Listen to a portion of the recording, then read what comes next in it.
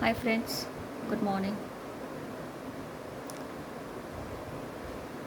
अगर हम ब्रह्मांड को एक समुद्र माने तो बहुत कुछ इसमें से निकाल सकते हैं हाथ बढ़ाकर।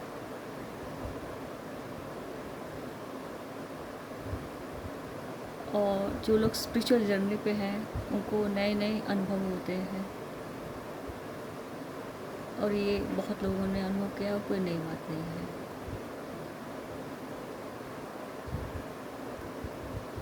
फ्रेंड्स, एक अंशु प्रदीप जी हुआ करते थे,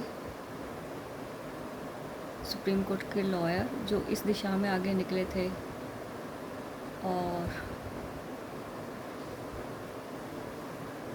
वो एक आश्रम में थे और एक दिन मृत पाए गए।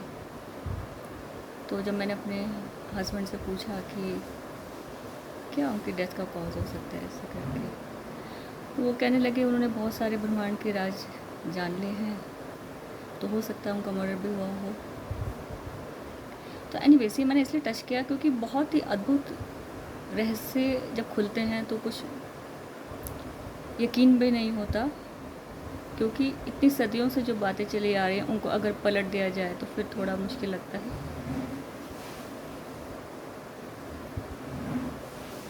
मुझे कुछ दिनों से ऐसा आभास हुआ मेरे पिताजी की मृत्यु के बाद से, और बहुत स्ट्रॉन्ग, और मैं बहुत लोगों से बात कर रही हूँ।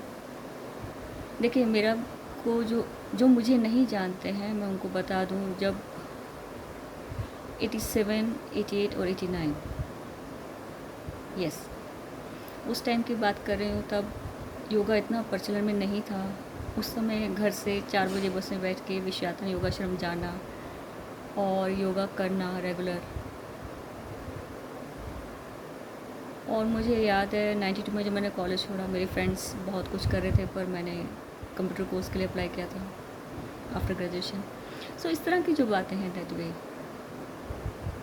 जो हम में से बहुत लोग ऐसे हैं जो हमारे सामने जो चीज़ें आ रही हैं उनको देख सकते हैं अच्छे से। तो मुझे लगता है अब ये सत्य भी धीरे धीरे खुलेगा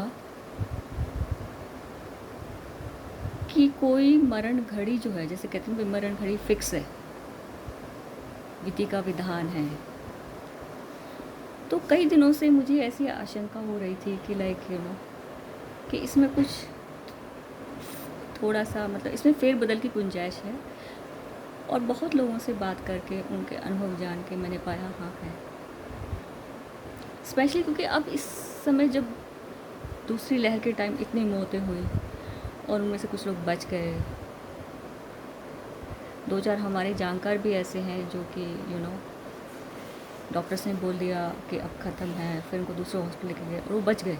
ये सब बड़ी हैरानी की बातें हैं, पर हम डॉक्टर्स को भी वो नहीं कहेंगे। बहुत रेप्यूटेड हॉस्पिटल से डॉक्टर्स ने बोला, क्योंकि डॉक्टर भी ओवरबर्डन हो सकते हैं। और इस बहाने देखिए, जो लोग बच गए हम तो उसके लिए शुक्रगुजार हैं परमात्मा के। पर अब फाइनली ये जानने का वक्त आ चुका है कि परमात्मा जैसे सभी धर्मों के हिसाब से एक ही है वास्तव में। हम हिंदुओं ने जो इतने रूप उसके माने हुए हैं, वो उसके अवतार के जो रूप हैं उनको पूजने से अच्छा बेहतरीन होगा कि हम उसके वास्तविक स्वरूप जो है उसको पूजें, जैसा बताया गया है। जो शुद्ध प्रकाश स्तंभ है और अद्भुत प्रकाश और प्रेम का सागर जो है, सभी धर्मों में अंत में उसकी तरफ इशारा किया गया है। ऐसा करने से क्या होगा? अगर हम ईश्वर के रूप की पूजा करने के बजाय वो अवधारणाएं जो जिन्हें हमने ईश्वर बना दिया, जो वास्तव में एक महाशक्ति है, जो अनेकों ब्रह्मांड से परे है और तब भी हम सबके अंदर भी है और हर जगह मौजूद है, क्यों ना उसी को पूजें। क्योंकि उससे क्या होगा, हम चीज़ों को बेहतरीन तरीके से देख पाएंगे, हम ज़्यादा सफल जीवन जी पाएंगे, सफलता के वास्तविक मायने जान पाएंगे। आप यकीन कीजिए, मैंने दिन ब दिन मेरा विश्वास इस बारे में मजबूत होता जा रहा है। और क्योंकि मैं अब इस चीज़ में देख रही हूँ, तो मैंने सोचा क्यों ना इसी में एक दर्शन लेकर आएँ, जिससे कि जीवन बेहतरीन बने और आगे से किसी को ऐसी सफ़रिंग ना हो। ये मेरे को अनुभव, जैसे मैंने आपको पहले बताया, मुझे इस बात से इशारा हुआ कि लाइक ऐसे कैसे होता है कि कि जो बच्चे बीमार होते हैं या बहुत होते हैं और हम उनको बचा लेते हैं, तो फिर ये भी सत्य है जब हमारे पेरेंट्स अगर बहुत बीमार हैं तो हम उनको बचा भी सकते हैं। हालांकि आसान नहीं है, ये सही है कि मृत्यु का समय होता है। तो अगर वो चक्र, मृत्यु चक्र अगर उस समय उस व्यक्ति को घेर रहा है जिसका समय हो गया है, फिर भी हमारी अपनी सबकी ये पावर्स हैं कि हम उसमें से उसको निकाल सकते हैं, अगर उनमें जीने की प्रबल इच्छा हो और हम में पूरा विश्वास हो कि वो इस संकट को पार कर जाएंगे, तो उनकी जीवन अवधि बढ़ाई जा सकती है। ये एक सत्य है, क्योंकि ऐसा नहीं है, लोग अपने पेरेंट्स को, कुछ लोग बहुत प्यार करते हैं फिर भी उनको बचा नहीं पाते। और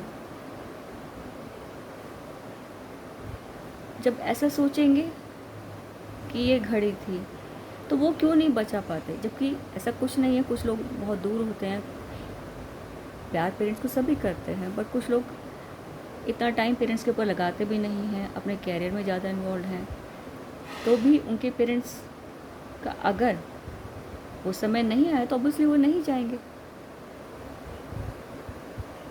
पर कुछ लोग जिन्होंने अपना पूरा जीवन इतने अच्छे से जिया, जिन्हें माता पिता का आशीर्वाद रहा, तो उनका मन करता है कि अगर कुछ शक्तियां हैं और वो अपने पिताजी की या माताजी की जीवन अवधि को बढ़ा सकते हैं तो उन्हें उनका उपयोग करना चाहिए। अगर आप इस चीज़ में डाउट ना रखें तो मुझे यकीन है कि हम अपने पेरेंट्स की जीवन आयु को बढ़ा सकते हैं, एटलीस्ट कुछ समय के लिए।